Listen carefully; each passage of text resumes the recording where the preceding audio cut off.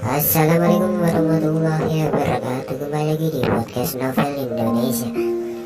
Di sini podcast Novel Indonesia bakal melanjutkan novel yang berjudul Pendekar Dewa Abadi episode ketiga. Oke, langsung ke podcastnya saja. Penyerangan desa air bukit. Suara apa itu? Ojun bangun saat mendengar teriakan dari luar rumah. Saat dia berniat keluar untuk memeriksa asal suara itu, dan sebelum sempat melangkah terlihat 5 orang masuk ke dalam rumah.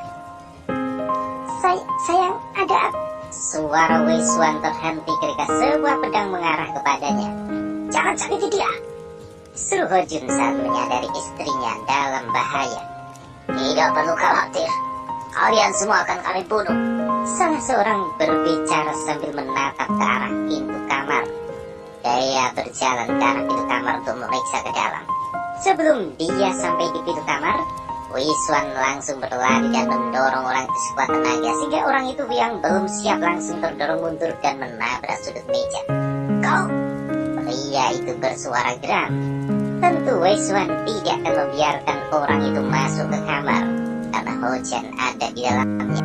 Demi melindungi anaknya, Weiswan akan melakukan apapun, biarpun nyawanya sebagai taruhannya. Tanpa basa-basi, pria bertopeng yang didorong tadi mengayunkan pedangnya ke leher Weiswan. Seketika, darah segar menyembur keluar dengan deras. Bahkan Weiswan belum sempat menghindar atau berteriak.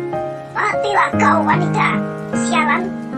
Tidak puas dengan merebas leher Weiswan, pria itu menebas ke seluruh tubuh Weiswan, sehingga tubuhnya terkoyak dan berlumuran darah. Weiswan jatuh dan tewas seketika itu juga. Tidak! Hojun yang melihat semua itu berteriak histeris. Hojun mengamuk kehilangan akal sehatnya dan menyerang secara membabi buta. Dan mereka segera berusaha melenyapkan Hojun. Dengan kondisi Hojun yang seperti kesurupan, dia berhasil membunuh salah satu yang paling dekat dengannya.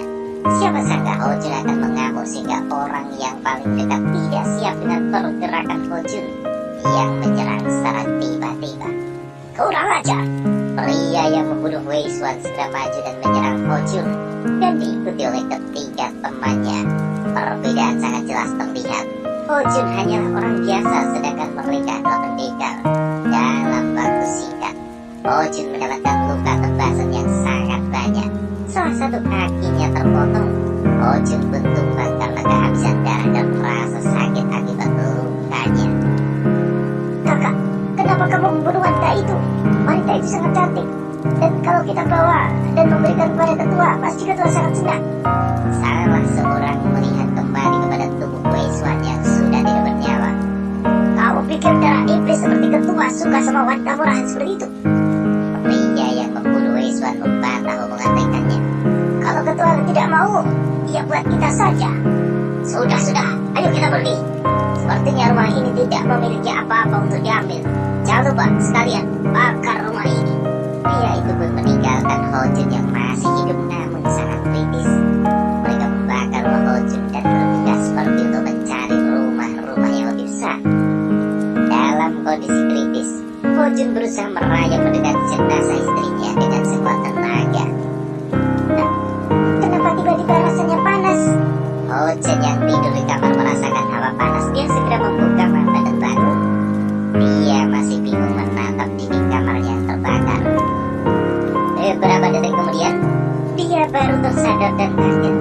Oh, tidak, rumahku terbakar. Hojun segera bangkit dari tempat tidurnya dan berlari keluar sambil memanggil ayah dan ibunya. Ayah, ibu, kalian di mana?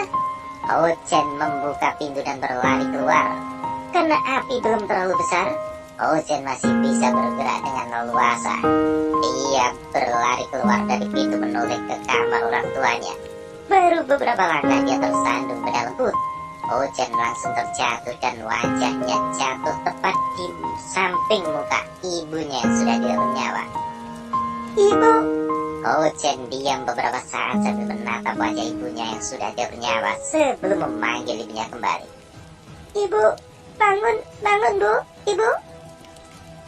Hojun mengguncang-guncang tubuh Weiswan. berharap ibunya agar bangun. Walaupun itu tidak mungkin terjadi. Ho Chen tahu kalau ibunya sudah meninggal, namun dia belum siap untuk melihat kenyataan secepat itu.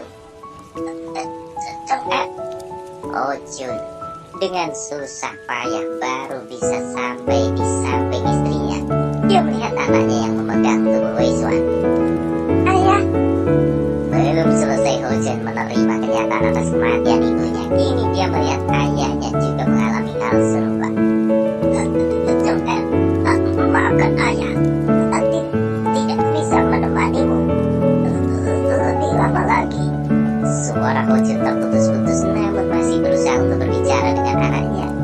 Ho Chen merasa sedih, sebab setelah ini Ho Chen yang masih anak-anak dan membutuhkan bimbingan kedua orang tuanya untuk hidup, kini harus menjalani hidupnya seorang diri.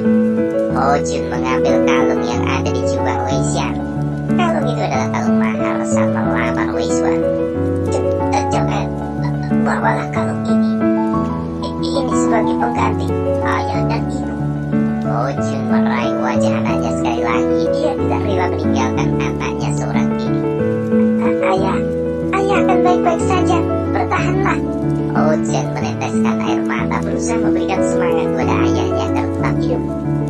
Pergilah Chen, jangan sampai anggota darah iblis membunuhmu. Tidak ayah, aku tidak akan meninggalkan ayah. Ho Chen tidak mau berpisah biar maut menjemput sekalipun. Ho Chen batuk dan mengeluarkan banyak darah dari mulutnya. Napasnya semakin lemah. Dia memegang tangan Ho Chen. Kami menyayangi. Genggaman Ho Chen terlepas. Tangannya terjatuh dan matanya tertutup. Terlihat air mata mengalir di matanya saat tertutup. Ayah! Ho Chen berusaha membangunkan ayahnya kembali. Ayah, bangun ayah. Ayah bangun. Ayah berjanji mau pergi mancing denganku besok. Bangun ayah.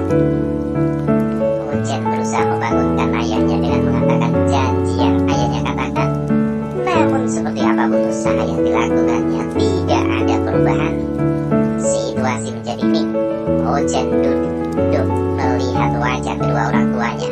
Dia mengingat kembali kenangan beberapa saat ketika bercanda, saat ayahnya membelah kayu, saat bertanya cita-cita masa depan, dan saat ingin berangkat pergi bermancing bersama ke sungai. Semua sungguh indah.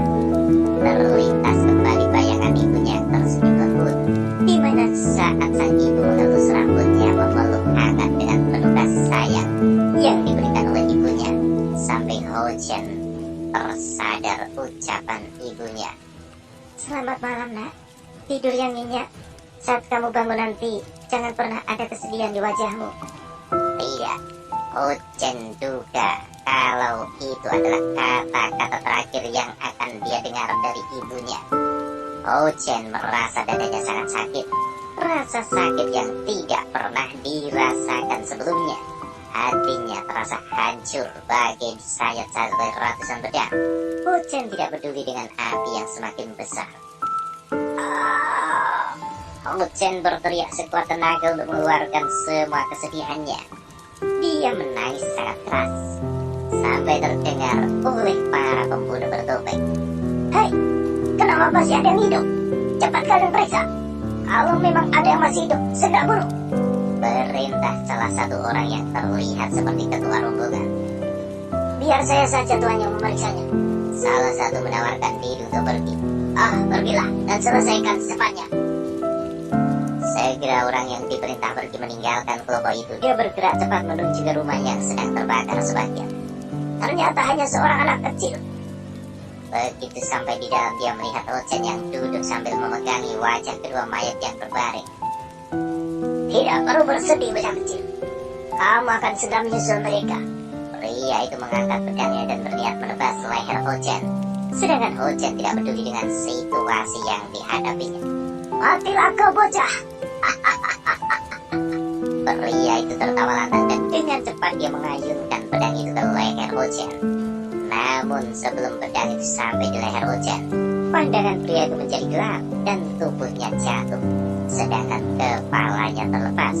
Terlihat jelas dari matanya kalau dia bingung apa yang terjadi terhadap dirinya.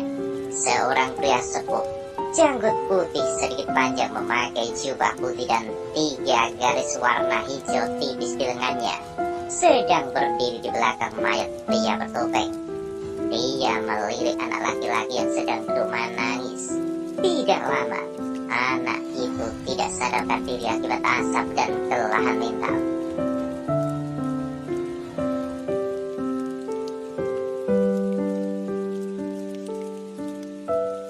Ya, itulah podcast untuk kali ini.